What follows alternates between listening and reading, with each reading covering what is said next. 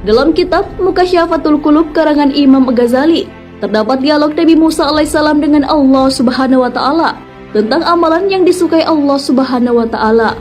Wahai Allah, aku sudah melaksanakan ibadah yang Engkau perintahkan.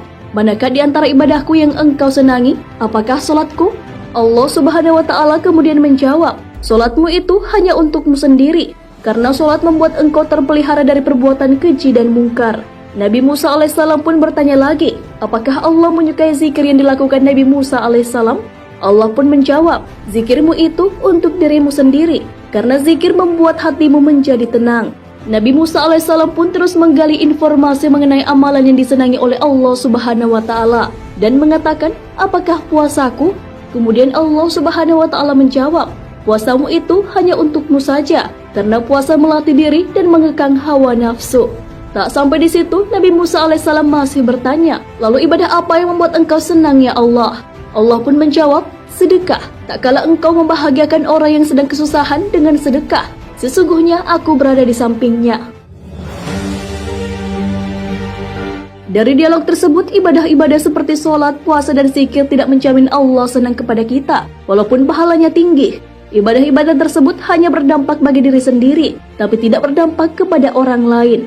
Sedekah merupakan ibadah atau amal perbuatan yang bukan hanya berpahala tinggi bagi diri sendiri, tetapi juga dapat membuat bahagia orang lain yang sedang kesulitan dan membutuhkan uluran tangan.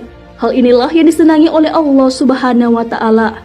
Abdul Aziz bin Umair mengatakan bahwa sholat hanya mengantarkan kita setengah perjalanan menuju surga, sedangkan puasa mengantarkan kita ke depan pintu surga. Namun sedekah membuat kita masuk ke dalam surga. Para ulama besar juga senantiasa mengingatkan akan pentingnya sedekah. Apabila seseorang yang hanya fokus dengan ritual ibadah untuk diri sendiri, seperti sholat, puasa, dan zikir, hal itu belum menjadi upaya untuk mencintai Allah Subhanahu wa taala. Seseorang yang hanya fokus dengan ibadah yang bermanfaat untuk dirinya sendiri belum memenuhi syarat untuk masuk ke surga. Adanya sedekah menjadi penyempurna amal ibadah untuk mengantarkan ke surga.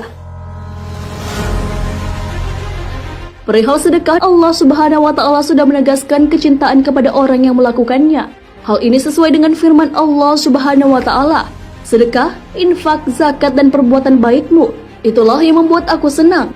Karena tak kala engkau membahagiakan orang yang sedang susah, aku hadir di sampingnya, dan aku akan menggantinya dengan ganjaran 700 kali lipat. Quran Surah Al-Baqarah ayat 261 hingga 262.